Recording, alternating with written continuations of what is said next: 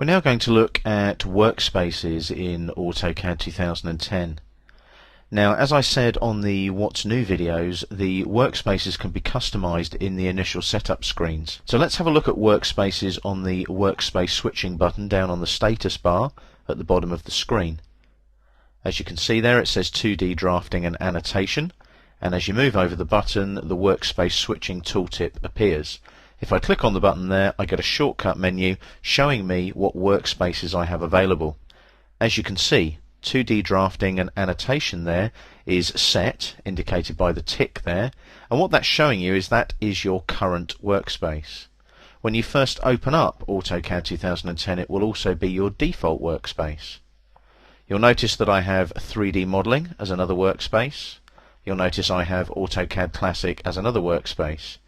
I've also migrated my 2D drafting and annotation, 3D modeling and AutoCAD Classic from 2009, just in case there are settings there that I had customized or perhaps set up on my own rather than actually having just the default settings for those workspaces in AutoCAD 2009.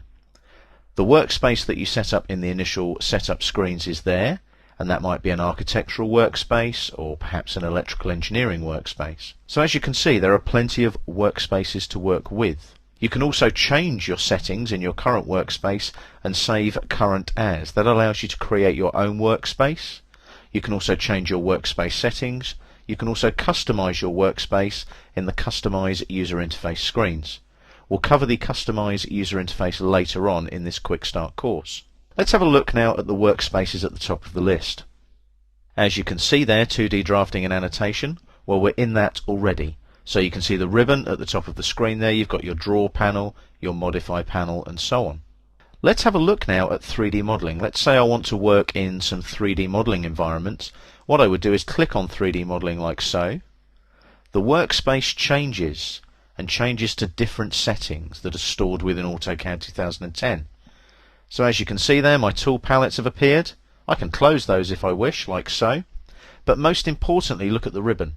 The ribbon has changed to the 3D modeling workspace. So on the Home tab now, it looks very different. I have modeling, I have meshing, I have solid editing, draw, modify, and so on. If I look at the Mesh Modeling tab, again specific to the 3D modeling workspace, you can see I have very different icons, very different panels on the ribbon. Let's go back down now to workspace switching here.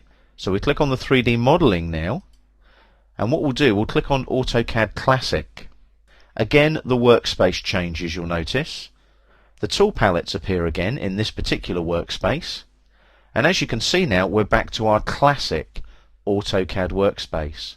For those of you that have used AutoCAD up to AutoCAD 2008, you will most definitely recognize this workspace.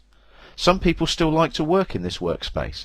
Again, it comes down to personal choice. What you've got here though, instead of the ribbon interface, is you've got toolbars. So I'll just close the tool palettes window there for a second. And as you can see over here on the left, we have our draw toolbar. Over here on the right, we have our modify toolbar and our draw order toolbar. You'll notice here, we have a toolbar here as well. That's floating. This is a floating toolbar, and this is your smooth meshing toolbar. I'm going to close that by clicking on the cross, and that disappears, leaving me with a clean AutoCAD Classic workspace to work in. I can go back to my 2D drafting and annotation workspace though, again down to workspace switching like so, 2D drafting and annotation, and that will bring me back to the ribbon interface, which is common to AutoCAD 2009 and AutoCAD 2010.